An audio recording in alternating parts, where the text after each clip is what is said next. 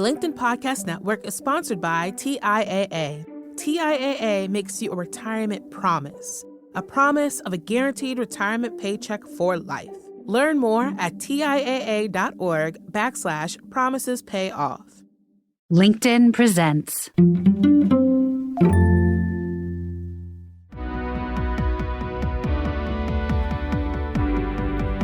I'm Aarons-Mele, and this is The Anxious Achiever. We look at stories from business leaders who've dealt with anxiety, depression, or other mental health challenges, how they fell down, how they pick themselves up, and how they hope work will change in the future.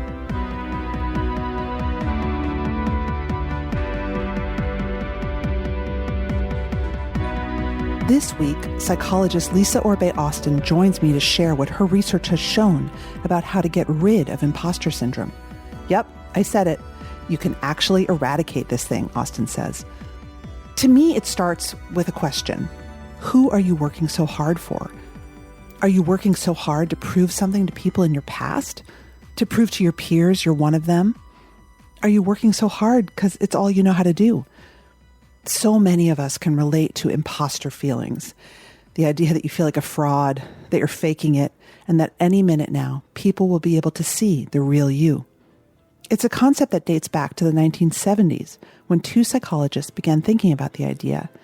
And it occurs frequently among high achievers who can't believe or internalize their success, no matter what level they reach. And of course, this can cause anxiety or even depression. And so I wanted to speak to someone who could explain the relationship between mental health, imposter syndrome, and how we do or don't succeed at work. Lisa Orbe-Austin is an executive coach and psychologist, and she's an expert on imposter syndrome. Here's my conversation with her.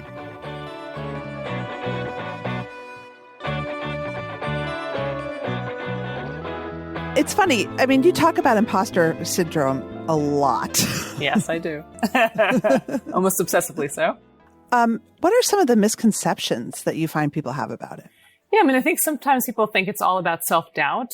So it's solely self-doubt. And if you doubt yourself, then you have imposter syndrome. And there's a far more involved way that we look at imposter syndrome. And it's not just about self-doubt. So I do think that's a misconception.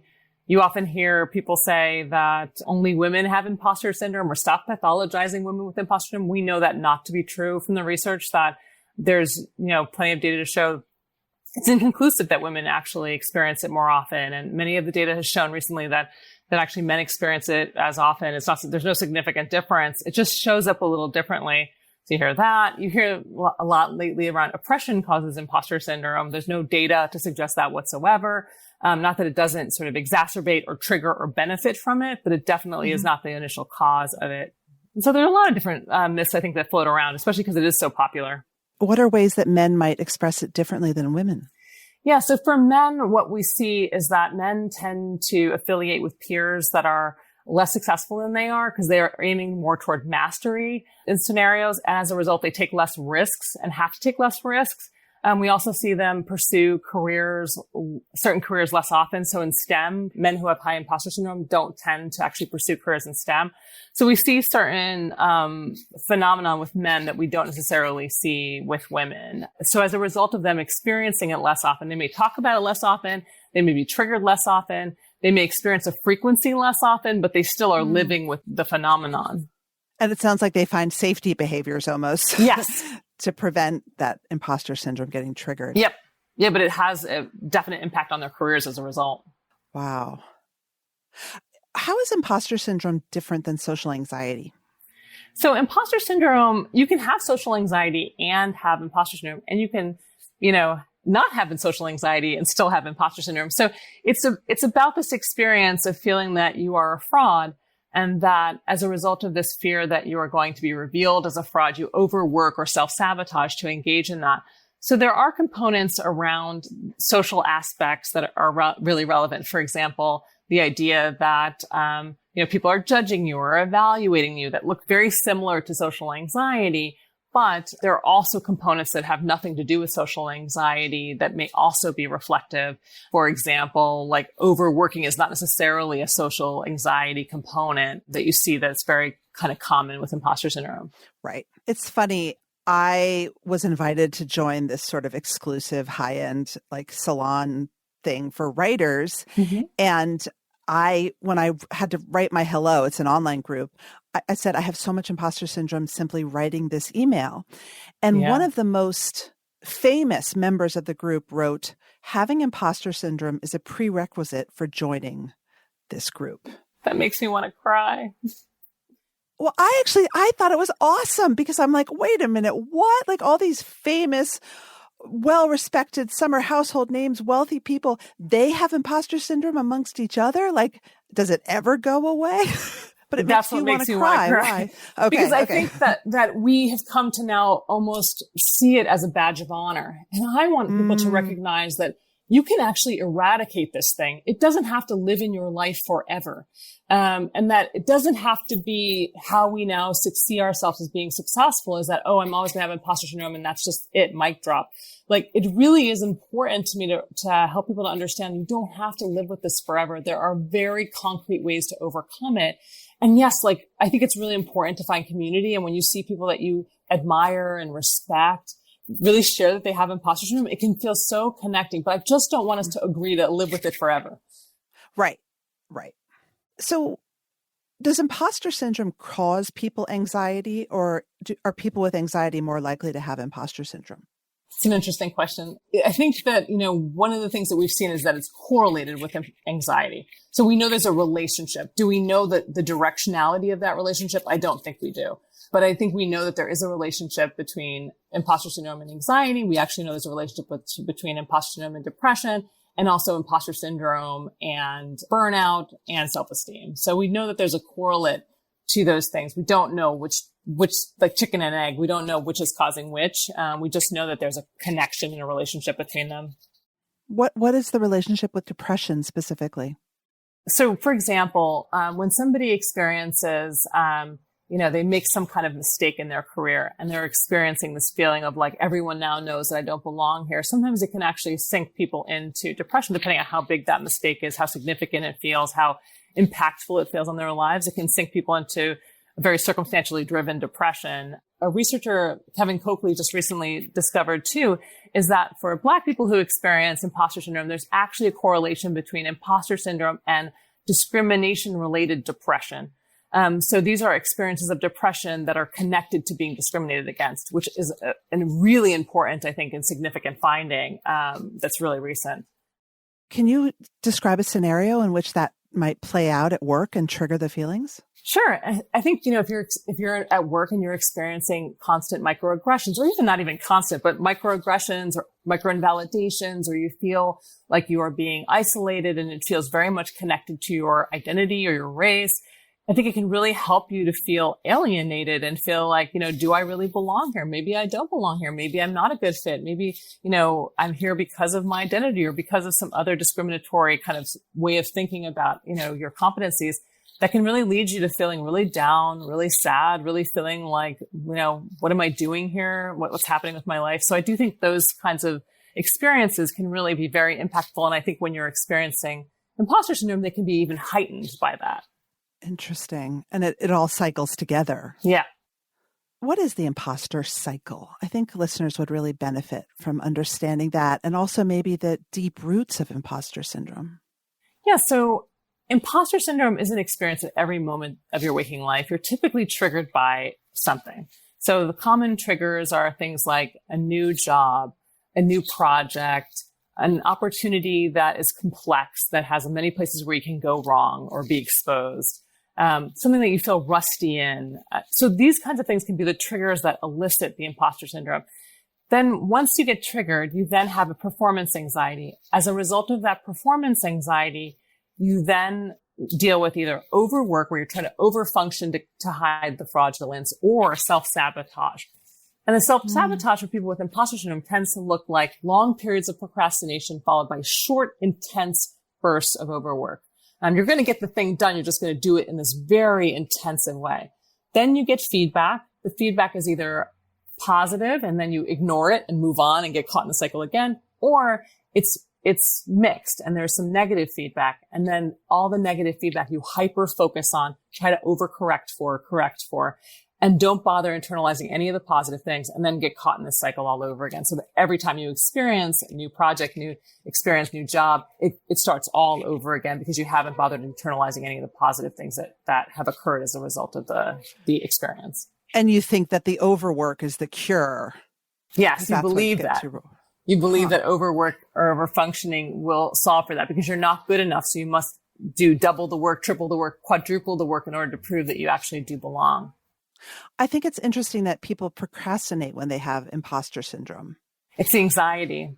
The anxiety typically drives and it's two things. It's like the anxiety and the perfectionism to tend to drive it. So this idea that you're feeling super anxious, it becomes hard to do anything. Oftentimes avoidance is a very common anxiety response. And then also too, this idea that it must be perfect because perfectionism also underlies imposter syndrome. And if it's not perfect, then it gets really hard to then think about if I can't do it perfectly, if I can't give it everything in this moment, or if I can't get my head around how it goes perfectly, I can't start. And so both of those things, I think, tend to drive the self-sabotage and the procrastination. The LinkedIn Podcast Network is sponsored by TIAA. In the last 100 years, we've seen financial markets swing, new currencies come and go, decades of savings lost in days, all showing that a retirement plan without a guarantee, quite simply, isn't enough. So more than a retirement plan, TIAA makes you a retirement promise. A promise of a guaranteed retirement paycheck for life. A promise that pays off. Learn more at TIAA.org/promisespayoff. Why did you start to study imposter syndrome? Because I experienced it myself. as many of the things that we study are very self-referential. But I think for me, graduating from my PhD program, I went to Columbia. And I think when I finished my PhD program, I felt more insecure and more raw and more vulnerable and less qualified than I probably ever had felt in my entire career. That makes me sad, Lisa. It was sad. It was terribly sad. But I think my program did a lot to unravel us in a lot of ways and didn't really build us up in a lot of ways that it probably should have. And I think as a result, I left feeling like, I don't know if I really deserve this degree. I don't know if I really can be out there doing the things I want to do. So I'll just take whatever comes my way. That's what I did. And I ended up taking a job that was super toxic. My boss and the culture was super toxic. And because of my imposter syndrome, I was frozen. I could not leave the job. My husband would be like, can you just start applying? Could you try something? I just felt literally frozen. I just felt like this is the best I was going to get. This is all that I deserved. And then he did something that woke me up, my toxic boss, which is we were sitting in a room full of it was a senior leadership meeting. We're all women. And there was music playing in the background. And someone asked, what is this music that's playing in the background? And he said, it's music to soothe the savage breast. And in that one moment, I was like, I can't live like this anymore. This is destroying me. And I packed my office up that weekend and quit on the spot. No 2 weeks notice, no nothing on Monday. And he threatened me and threatened my career. And at that moment, I was like, I really need to tackle this because it's destroying everything I've worked so hard for. And that's when I started to really face it for myself. And it made me really passionate to help other people face it for themselves because I know how powerfully this can be impacting your life, firsthand. Did you feel the imposter feelings as you were packing up your office, or were you just so angry? No, I was in a rage. I was packing that office in a rage. I think before I had that moment, I was very fearful and very fearful of quitting. And I felt all the imposter feelings I'll never get another job, or, this is better the devil you know than the devil you don't. And all these kinds of really destructive thoughts. But I think in that moment, I was super clear, what this was doing to me. And so I packed up in a rage, and I was like, I'm out of here and never again. And so I think I was in a much more clear-headed space, even though I was rageful. Do you think that there's something in your background that made you more vulnerable to imposter syndrome than maybe other people who also worked for the toxic boss? I mean, I think, we'll say that I think a lot of the women in that room were dealing with imposter syndrome, and we're sort of feeling like that because there were some really bright and amazing women in that room who also felt like this is all they could get. So I do think I wasn't alone, but I do think that, yes, there are there are some things that I think happened in my early childhood experiences that where it comes from that I think made it set up the perfect dynamic for it. That it's not a surprise. I was sitting with imposter syndrome. So yeah, absolutely. Do you still ever feel imposter syndrome? Yes, I get triggered. I think one of the things that's really important, though, to recognize is that I get triggered, but I don't choose the same behaviors that I once did. So I might get triggered for something, and, feel like, oh my God, do I really belong here? Am I the right person? Blah, blah, blah. But instead of actually doing what I used to do, like overfunction, feel insecure, kind of do a lot of the behaviors that made me feel less than, or maybe even behave less than, I don't do that anymore. I stop myself. I'm like, okay, what do I need right now? Okay, what do I need to help myself to rethink what's happening here? How do I make sure that I don't overfunction or over engage here? How do I not self-sabotage? I really am very proactively dealing with it.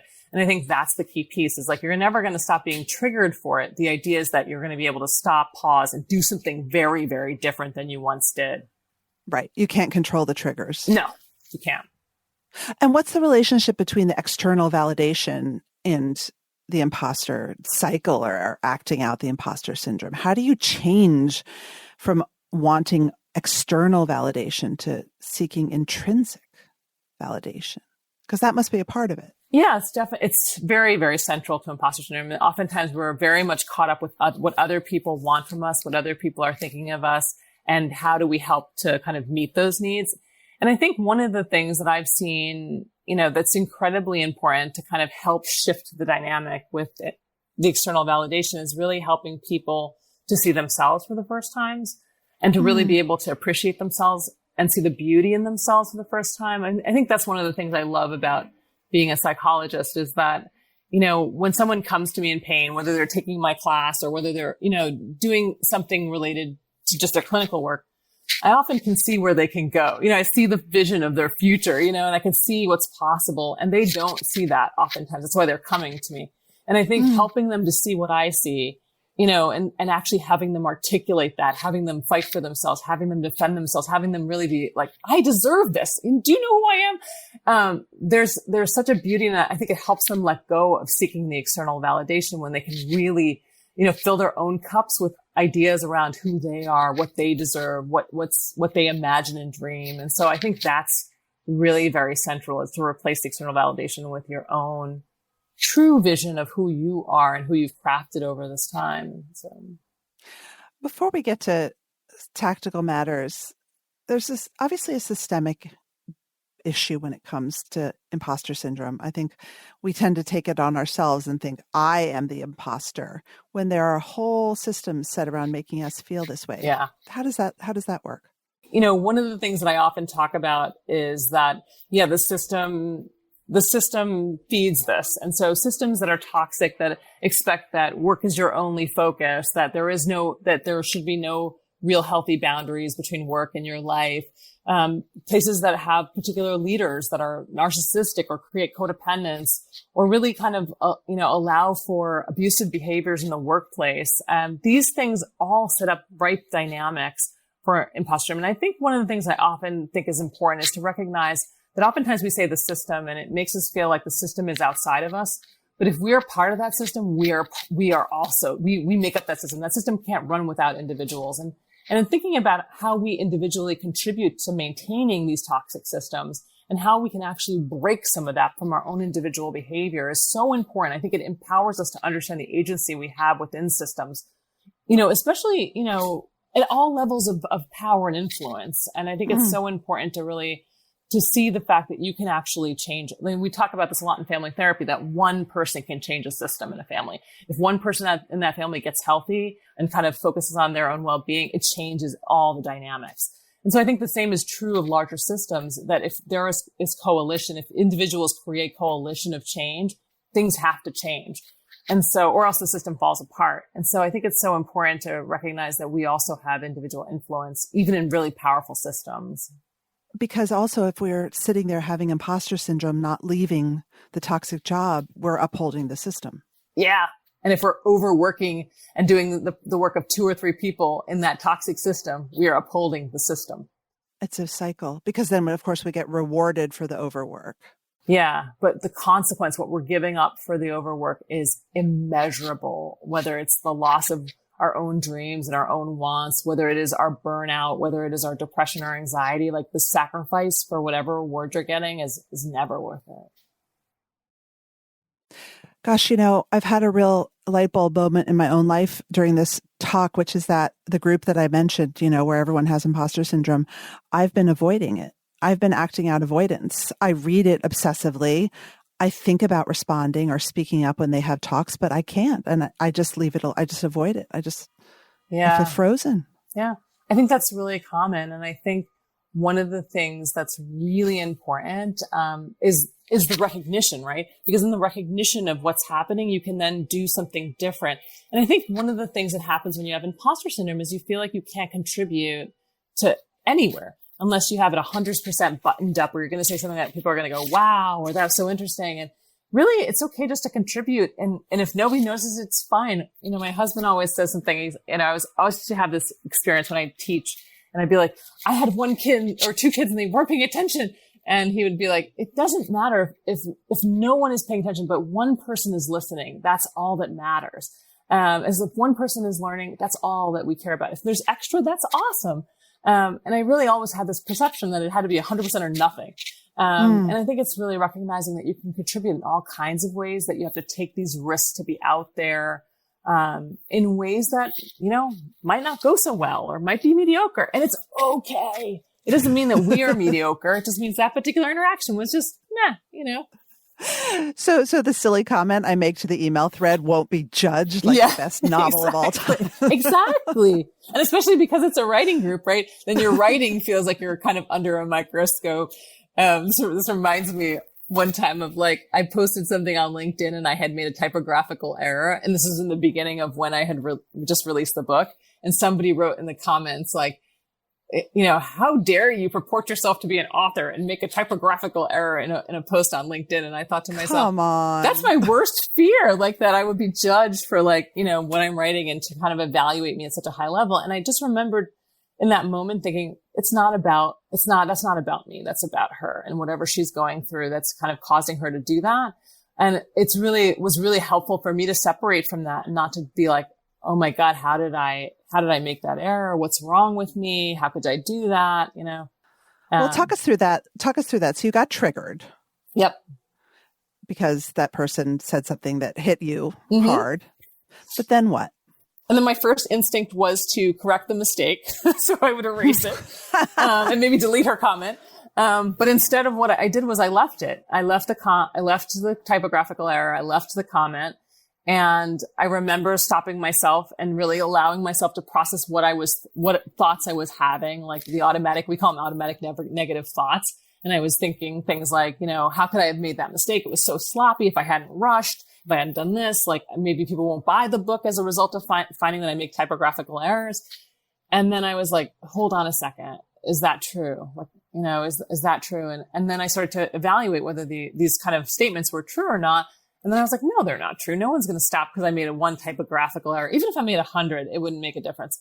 And so I think, it allowed me to kind of distance myself and externalize that feedback was really not about me. Because I have other people who are competent in my life that evaluate my writing, like my editor and my partner, who's my co-writer, who can give me good feedback and honest feedback about my writing skill, that this wasn't about that. It was really about some attempt to be punitive or mean or whatever was going on in their experience, but not internalizing that was my job, in that moment. Wow.